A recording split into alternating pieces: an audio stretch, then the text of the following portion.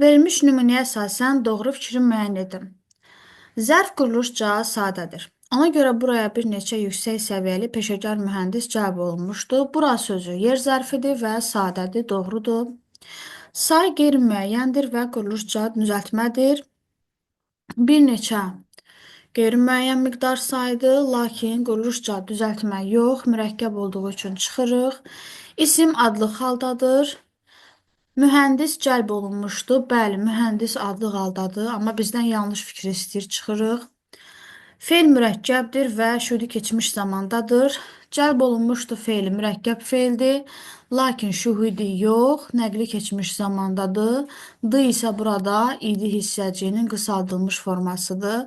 Deməli, 4 yanlış fikirdir.